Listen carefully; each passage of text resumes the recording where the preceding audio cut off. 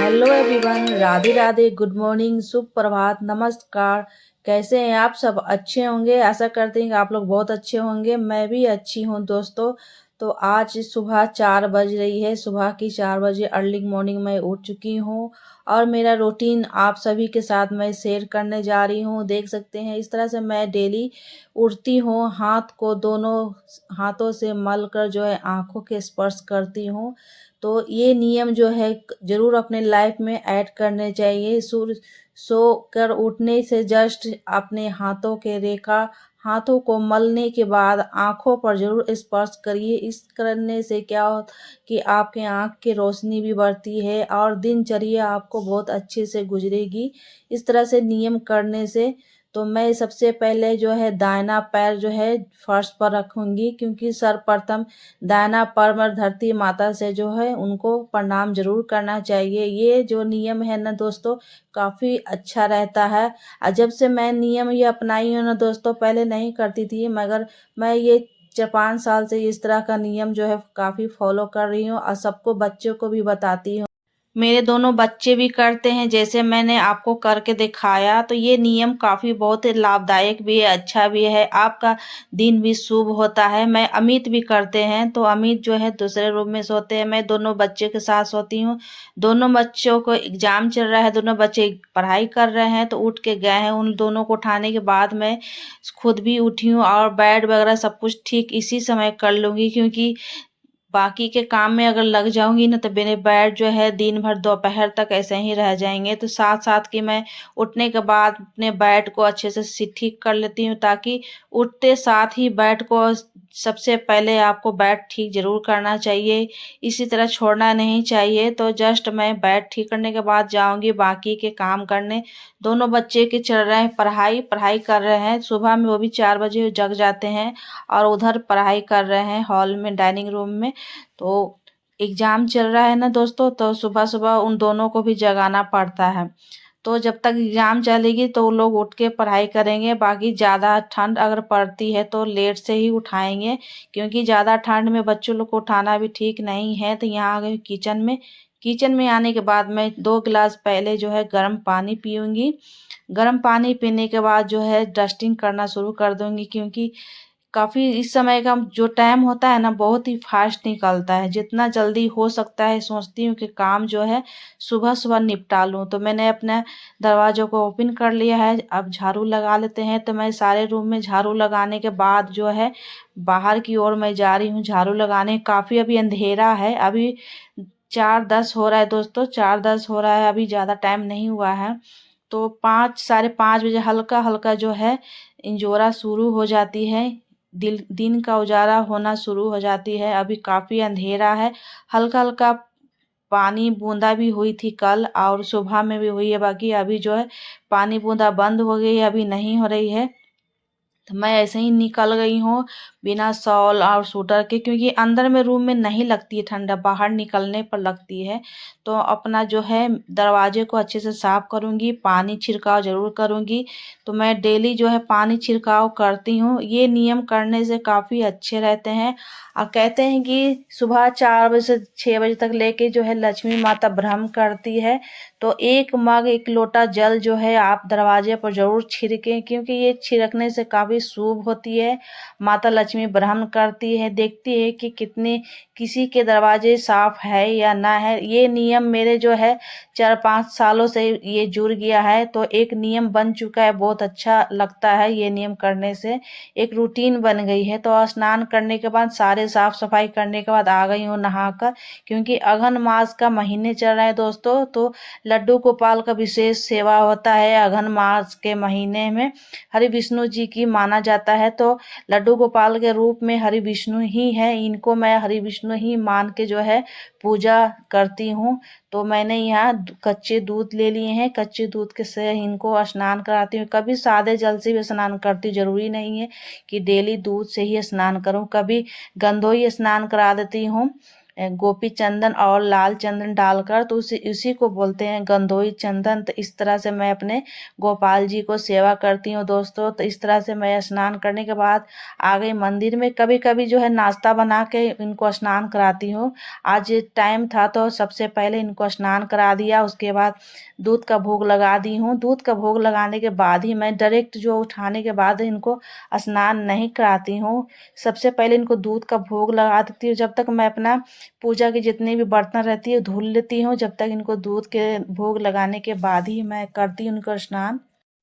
तो दोस्तों यहाँ पर स्नान करने के बाद मेरे गोपाल जी को जो है इत्र का सेवा साथ के साथ मैं दे देती हूँ, क्योंकि जो है बाद में उनको टाइम नहीं मिल पाता है, इसीलिए मैं इसी समय इनको इत्र की सेवा दे देती हूँ। इत्र का सेवा देना बहुत ही ज़रूरी होता है, साथ के साथ इनको मालिश हो जाती है और दिन भर की इनकी सुगंधित जो है पूरी वातावरण में महकाते रहते हैं। तो इसलिए मैं साथ के साथ जो है इनको इनर और बनियान पहनाने के बाद, क्योंकि सर्दियाँ काफ़ी शुरू हो चुकी है और सर्दी सुबह सुबह ज़्यादा लगती है दोस्तों, तो बच्चे को रूप अगर सेवा कर रहे हैं तो आपको इनको हल्के से गर्म गुनगुने पानी से स्नान कराइए। ठंडे पानी से स्नान नहीं कराना है।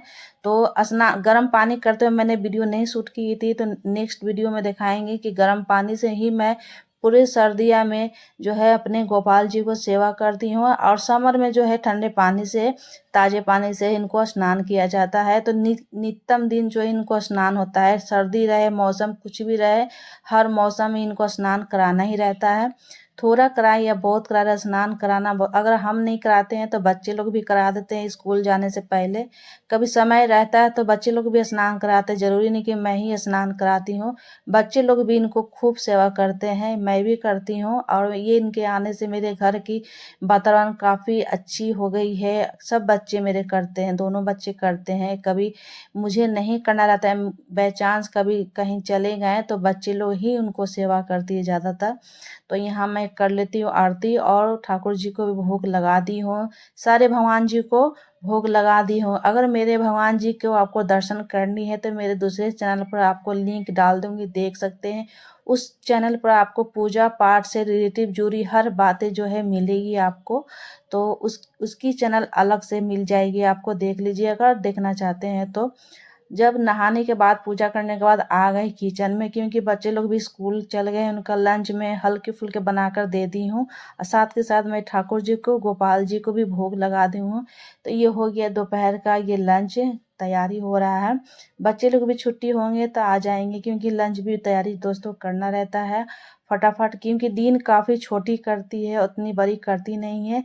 खाना बनाओ नाश्ता बनाओ इसी में समय जो है काफ़ी निकल जाता है। अपने लिए तो वक्त एक भी बार नहीं मिलता है, 10 मिनट भी वक्त नहीं मिलता है। सिर्फ किचन पूजा और बच्चे लोग को संभालते संभालते शाम हो जाती है। इवनिंग में भी काफ़ी इवनिंग हो जाती है, पूरी शाम हो जाती है। तो एक भी थोड़ा सा भी टाइम अपने लिए नहीं बच पा रहा है दोस्तों। बस ज़िंदगी जो है इसी तरह चल रहा है। तो पूरे विंटर सर्दी में जो है इसी तरह चलेगा खाना बनाना। तो दोस्तों यहाँ मैं नेनुआ और टमाटर शिमला मिर्च की तड़का लगाऊंगी दाल में। तो इस तरह से बच्चे लोग आजकल जो है काफ़ी पसंद कर रहे हैं, इस तरह के दाल पसंद कर रहे हैं। तो इसी तरह के मैं जो है पूरी ठंडी जो है दाल बना रही हूँ, डेली बना रही हूँ, क्योंकि अरहर के दाल का बच्चे लोग खाते नहीं, अगर इस तरह के तड़का लगाते हैं तो खा लेते हैं। तो नेनुआ टमाटर का मैं यहाँ प्याज इस्तेमाल बिल्कुल ही नहीं की हूँ, फिर भी जो है सब्जी मेरी टेस्टी बनती है। तो नेनुआ टमाटर शिमला मिर्च के मैंने मसाले को फ्राई करके मसाला भूंज कर तड़का लगा लिया। साथ में जो नेनुआ बची थी थोड़ा सा बची थी, उसी में मैंने चना की सब्जी बना ली, क्योंकि दोनों चीज़ को बनाना था हमको, उसी में तड़का भी लगाना था और चना भी बनाना था। तो चना की भी सब्जी जो है नेनुआ और चना की सब्जी काफ़ी टेस्टी बनती है दोस्तों, बिना प्याज लहसुन के भी बना सकते हैं। तो मेरे यहाँ जैसे बनता है मैं उसी वीडियो को शूट करती हूँ, ये नहीं कि आपको दिखाने के चक्कर में मैं प्याज लहसुन यूज करूँ, क्योंकि मेरे यहाँ बनता ही नहीं है और मेरे गोपाल जी खाएंगे नहीं। बिना लहसुन प्याज अगर डल जाएगी तो मेरे गोपाल जी को भोग भी नहीं लग पाएगा, इसलिए मैं लहसुन प्याज की अवॉइड करती हूँ, स्किप करती हूँ, डालती नहीं हूँ। अगर खाने का किसी को मन भी रहता है तो अलग से खा लेता है, मगर सब्जियां में पूरे खाना में किसी खाने में मैं यूज नहीं करती हूँ। तो एक आदत बन गया है जब से मेरे उनको सेवा मैं ली हूँ 4-5 5 साल से, तो एक हैबिट हो गई है। तो खाना जो है धीरे-धीरे बिना लहसुन प्याज के काफ़ी टेस्टी बनता है। अगर आप बनाना चाहते हैं तो बिना लहसुन प्याज के भी जो है खाना काफ़ी टेस्टी बनता है। तो एक मेरा रूटीन बन चुका है मेरे गोपाल जी के साथ, जैसा वो खाना खाते हैं मैं उसी तरह जो है हल्के मसाले भी डालती हूँ, क्योंकि गोपाल जी का सेवा कर रहे हैं तो उनके खाना में जो है आपको मसाला ज़्यादा नहीं डालनी रहती है, जो मीडियम आपको डालनी रहती है, न ज़्यादा तीखा न ज़्यादा खट्टा। इस तरह के आपको बनानी है गोपाल जी के लिए। अगर आप गोपाल जी की सेवा लिए हुए हैं तो उन थोड़ा सा नियम तो आपको फॉलो ज़रूर करना ही पड़ेगा, नहीं तो अगर नियम नहीं हो पाती है तो गोपाल जी का सेवा ना करें। अगर नियम करते हैं तभी आप लाएँ गोपाल जी को। अगर सेवा की सक्षम है, सेवा कर पाते हैं, कर सकते हैं, पूरे निर्भर हैं कि नहीं हम कर लेंगे, तभी आप पूरा सोच समझ के ही गोपाल जी को ले आएँ। यही नहीं कि किसी को देखा-देखी ले आएँ, यूट्यूब में देखें तो ले आएँ या तो किसी के घर पर देखें। तो मैं तो एक जगह एक फैमिली में देखती हूँ कि उन गोपाल जी रखे हुए हैं, उनके यहाँ पूरा मीट, मछली सब कुछ खा रहा है किचन में, और उनके यहाँ गोपाल जी हैं तो बोलते हैं कि से ऐसी सेवा नहीं मानी जाती है दोस्तों। सेवा के मतलब होता है कि पूरा प्रॉपर दिल से, जैसे उनको कितना समझते हैं कि चलो ये जैसे रोज भगवान को पूजा करते हैं, पूजा किए खा लिए, कुछ भी खा लिए, तो इसके लिए बहुत ही दोष लगता है। ऐसा ना करें, पाप आप ही को लगेगा। तो जो ज्ञानी ब्राह्मण रहते हैं उनसे सलाह ज़रूर लें कि इस तरह से करने से, अगर गोपाल जी को हमको रखने का मन है तो अगर विचार बहुत अच्छे से सोच विचार कर लीजिए, तभी गोपाल जी को सेवा आप ज़रूर ले सकते हैं, क्यों नहीं कर सकते हैं। मैं भी बहुत घबराती थी, मगर जब से मेरे जीवन में गोपाल जी आए, मेरे साथ जुड़े हैं, मैं पहले बहुत ही टेंशन में रहती, पारिवारिक टेंशन बहुत ज़्यादा रहती थी। जब से मेरे साथ गोपाल जी जुड़े हैं, आए हैं, जब से उनकी सेवा ली हूँ ना दोस्तों, सच बताऊँ तो मेरा टेंशन जो है दूर हो गया, क्योंकि इधर-उधर की जो फिजूल बात जो मेरे दिमाग में आती थी, बहुत ही परेशानी रहती थी। बस जब से मैं गोपाल जी की सेवा ली हूँ, काफ़ी मैं अच्छे महसूस करती हूँ। मैं भी पहले सोचती थी कि गृहस्थी में रहकर मैं गोपाल जी की सेवा कैसे करूँगी। तो जब से मेरे जीवन में गोपाल जी आए हैं, बहुत चीज़ चेंज हुआ है दोस्तों, बहुत बदलाव हुआ है। जितने भी घर में क्लेश थे सब दूर हो गया है। मेरे गोपाल जी के आने से ना घर मेरा बहुत ही वातावरण बहुत शुद्ध हो गया है। जो भी मैं टेंशन में रहती थी, इधर-उधर की बात में रहती थी, इधर-उधर बात के मैं विचार आ जाती थी मन में, कोई कुछ बोल दिया उसके बारे में सोचती रहती थी। माइंड जो मेरा बहुत ही डिस्टर्ब रहता था। जब से मैं गोपाल की सेवा ली हूँ ना, मेरा माइंड बहुत ही फ्रेश रहता है। कभी मैं पारिवारिक मैटर में अब सोचती नहीं हूँ ज़्यादा, बस इन्हीं की सेवा में लगी रहती हूँ। सुबह उठती हूँ तो बस इन्हीं का दर्शन करना, उसके बाद बच्चों को ख्याल रखना, स्कूल भेजना, इन्हें सेवा करना और पूरे घर के संभालना, पूरे घर के काम-काज के साथ-साथ, गृहस्थी के साथ-साथ मैं अपने गोपाल जी का सेवा बहुत ही आनंद से करती हूँ दोस्तों। बहुत आनंद मिलता है, सुकून मिलता है। जो किसी के दूसरे के आप बात में ना रहकर ना, जो आप भगवान की अगर सेवा करते हो ना, काफ़ी आनंद मिलता है। तो जब से मेरे गोपाल जी आए हैं ना, बहुत ही मेरा जीवन जो है बहुत ही बदल चुका है। अब मुझे जो है किसी का शिकायत सुनने से भी कोई फ़र्क नहीं पड़ता है। ऐसा लगता है कि बोलने वाले को बोलने दो, बस मेरा जो काम है अपना काम करेंगे। मेरे साथ मेरे गोपाल जी हैं ना देखने के लिए। किसी को जो करना है करो, बस मेरा दिमाग में बस यही विचार आता है। यहाँ सारे भगवान जी को मैंने बेट लगाया है। अगर मेरे पूरी वीडियो पूजा की देखनी है ना दोस्तों, तो मेरा एक और चैनल है दोस्तों, मैं